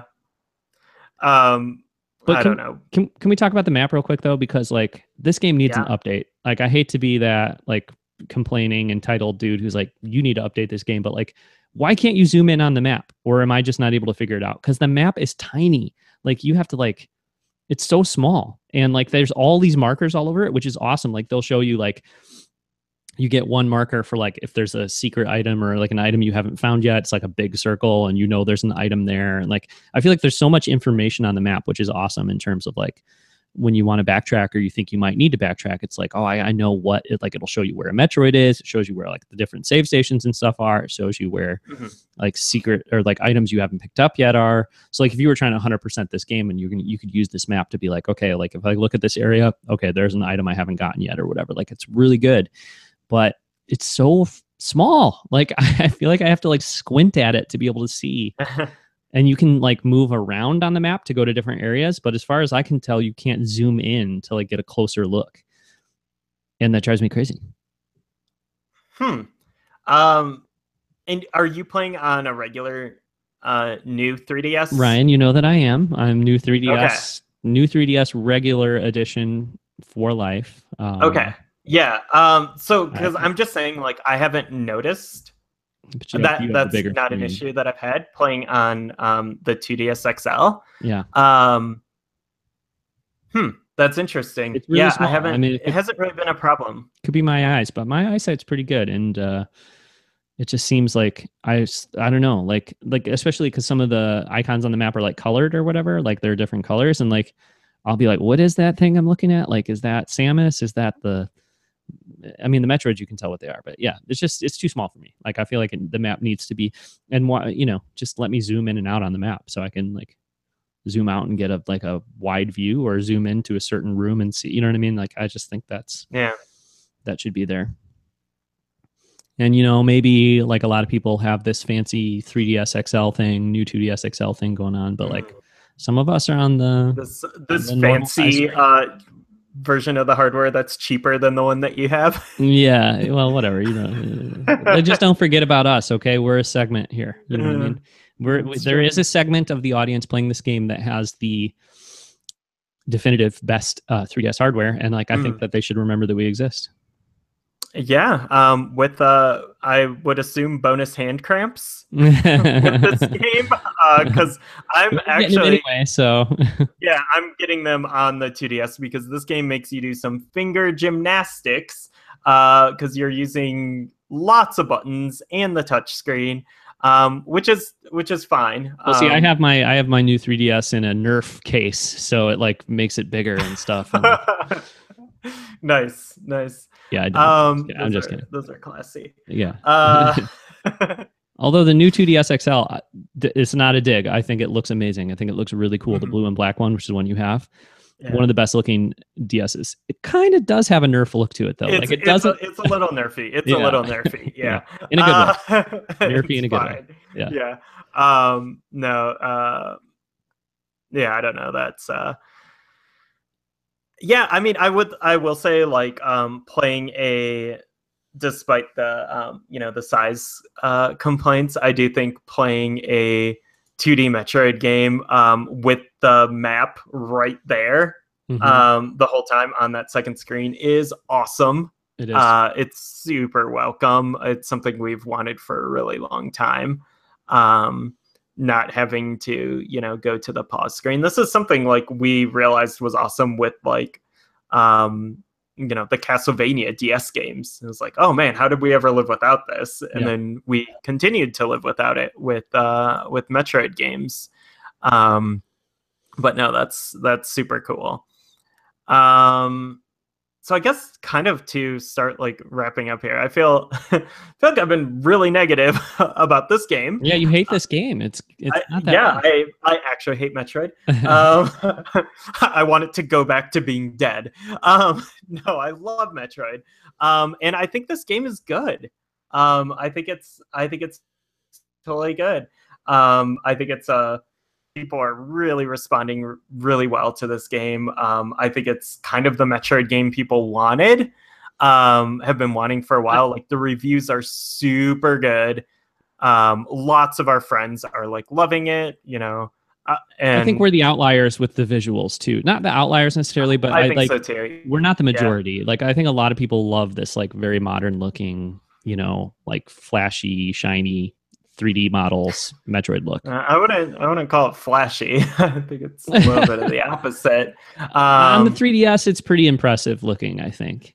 Yeah, but I know, but I've also seen people saying like, "Oh, this is the best looking game on the 3DS." Like, no, but it looks like Other M. I mean, like I think I don't know. We're wrapping up. We don't need to get into it now. But I think Other M is more interesting looking in the environments. But I'm saying if they went to like the style guide or the like the source book for like how do we make a 3D looking Metroid, I feel like the visuals seem more based on Other M than they do on Prime. That's the feeling I get. But yeah. But anyway, I think a lot of people are very happy with the way it looks, like you said. So sure. I mean, it honestly reminds me very much in like every possible way of Castlevania Mirror of Fate on 3DS. I think the intentional slowdown of the combat to like make it more deep, I guess, which kind of like kills a lot of the flow of the game. I think that's definitely a holdover from Mirror Fate. I think the combat in Metroid on like just a pure gameplay level, I think it's like way better than Mirror Fate, which was kind of just a mostly button mashy and then like some QTEs. It was very like God of War-esque, but it was also like pretty far removed from what you expect from combat in a Castlevania game. But I think also like, again, kind of the somewhat bland art design and aesthetic, and like, you know, losing the kind of iconic music and stuff from that you kind of expect from the series is also like a holdover from Mirror Fate, and I guess the Castlevania Lords of Shadows games in general like really lost, I think, a lot of the soul of the Castlevania series by kind of dulling the aesthetic both visually and orally. And I think there's some of that here too. I think, you know, I've pointed out there are some definite like highlights to the music in Samus Returns, but I don't know. Overall, like I do feel like something was kind of lost. However, I will say like I have heard on podcasts, again, going back to like NVC, where, you know, I think it was Brian Altano said that like after he was like 4 or 5 hours into the game, he liked it, but didn't love it. And then he progressed further and like now he loves it. And I've also heard that like the second half of the game is like way better than the first half, and that it gets better. Which is exciting for me, and I hope that is my experience with it, because right now like I'm not. It's kind of like already fallen down my like priority list for games. Like I've already kind of gone back to Destiny, and I've been playing the Etrian Odyssey 5 demo a bit, so I want to get pumped again, and maybe I just need to take a little break from Samus Returns and then be like, oh god, I need Metroid in my life, and then be like, okay, maybe this wasn't as like once the initial kind of disappointment sets in, because I had ridiculous expectations for this that probably couldn't have been achieved by anything that wasn't like a Zero mission or like Prime 1 or something. Like my expectations were insane. Whereas like I had approached stuff like Other M and like Federation Force with much lower expectations, and was like really pleasantly surprised by both those games, and like ended up like weirdly enjoying those better. Like it's very weird to me that like I've had more fun playing Federation Force than Samus Returns on like just a pure like fun level so far. But I think a lot of that is also like my own hangups, and I think the game is gonna get better and I'm going to love it eventually. I'm just like in a weird place with it right now. So I've only played it twice, you know, for my final thoughts here for today. I've only played it twice, but right now I still definitely have that like I want to go back and play it. Like I feel it pulling on me that I want to go back and play it. And I'm right there with you in terms of presentation in the comparisons to Mirror of Fate. I haven't played that game because I knew like right from the start, like this is not what I want from a Castlevania. Like across the board with the you know, whatever the what was it, like 2014 or whatever, the Lords of Shadows. Yeah, like it was not for me. Like I did not like that at all. So I see it like in terms of sound, in terms of visuals and stuff, in terms of gameplay, like, you know, like with Castlevania, like I really get what you mean, because it's like that's a arcadey is generic, like too general of a term, but like I feel like Castlevania had like an arcadey kind of like gameplay thing, you know, it's just fast paced. Yeah, exactly. Yeah. And I can see like for sure what you mean about Castlevania. And I don't know, when I go back and play it, I'll kind of keep that in mind with this. Where I was at before this conversation, or I guess where I am with my personal feelings on it, is like I don't love the way it looks and sounds, but I feel like moment to moment gameplay wise, it's scratching that itch. or feeling like it should to me. Hmm. I haven't had these issues with it slowing down or that feeling like a problem. I guess if it feels like its own thing, it feels a little different than other Metroids. But Hmm. I've been impressed with the game's ability to, especially because it wasn't developed by Nintendo internally, to like really feel like a Metroid gameplay experience. So I'm still pretty satisfied with that. We'll see though. Like you've played probably at least twice as much as me. So when I get to where you are, if I feel the same way or not. But yeah, I'm still really excited about it. I just, if it could become a little more visually exciting or, differ a little bit. I'm only 2 areas in though too. So, Hmm. but yeah, I definitely get the whole, like, let's make it modern and sophisticated and for mature audiences. And like, we want it to be taken seriously in the way it looks and sounds, like the way people like look at stuff like Destiny or like Halo. Halo. Yeah. Halo's a great, you know what I mean? Like there you go. We want it to look and sound like those kind of games. Like, okay, not really what I'm here for, but that's fine.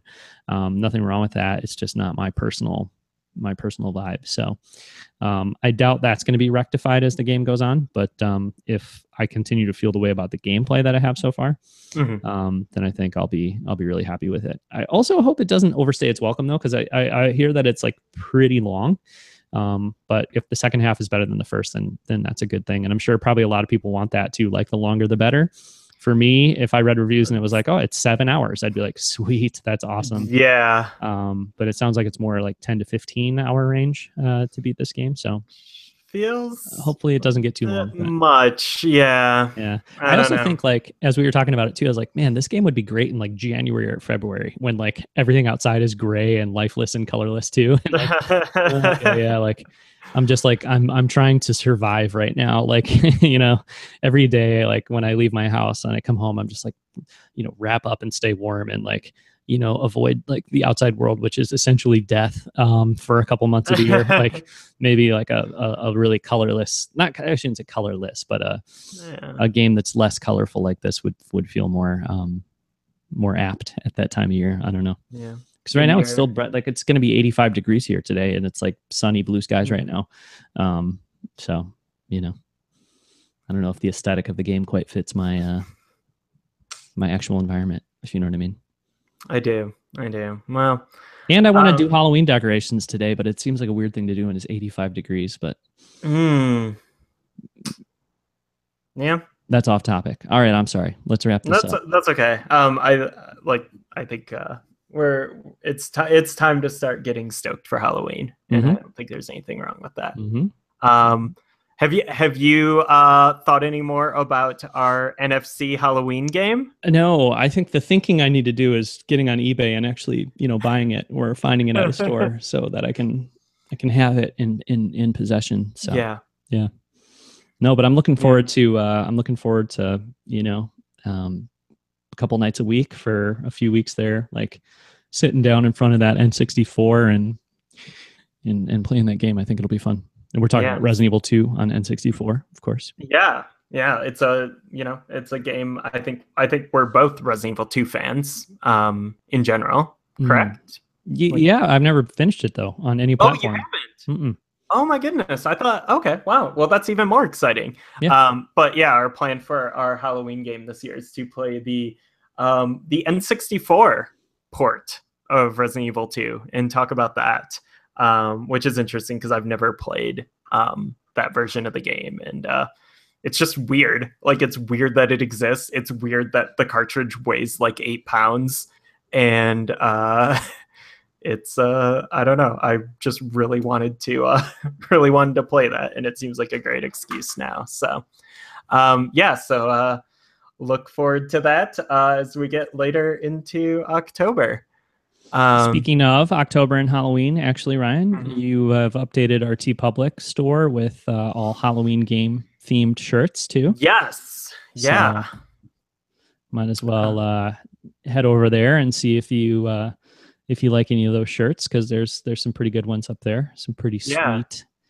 I actually have one of them already. That Simon's Quest shirt. I Hmm. found that, so it was a good Yeah, one. nice job, nice job. Thank you. You Um, found all the other ones, but. Yeah, our very curated TeePublic store. If you buy a shirt from the link that is in the show notes or on our site, we get a little bit of money, and that's cool. But yeah, I actually was very happy to put some Doom shirts in there this time. Oh, which also reminds me, I just, in celebration of Doom coming to the Switch, I finally bought a copy of Doom 64. I love that game. Again, on Nintendo 64. And I played a little bit of it yesterday, and I'll talk about it more on the next episode when I played some more levels, but oh my god, that game holds up so well. Like, it looks so good. How much is it? Or how much did you pay for it? It was about $20. Yeah, okay, cool. So it's in like the middle range of N64 prices, 20 to $25. But I was like shocked because I had just played through like GoldenEye, and I played some like Turok and stuff, and I was like, this is kind of what I expected from these games, like pretty low frame rates, pretty blurry and stuff. This is kind of, how those games are. Doom is like super crisp. The frame rate is like excellent. It has amazing lighting effects. Like, I was shocked by like how intentional the lighting in that game is, and I am like really, really stoked to play. I guess that's a good Halloween era game. Yeah. It's actually kind of like they actually do try to like build some tension with like the lighting and the sound and stuff. There's like some real weird noises that happen in that game, and it's super, super cool. I'm like really surprised how well it's held up. So I'll probably talk about that more next episode as I play more. So anyways, it is we are past that 2-hour mark. It is time to wrap up. So if you want to check out our blog, you can nintendofunclubpodcast.com. You can find me on Twitter at BrawnDwarf, BrawnDwarf. And what about you, John? I'm on Twitter at Arcade Ghost. Cool. So thank you very much for listening. And until next time, rip and tear.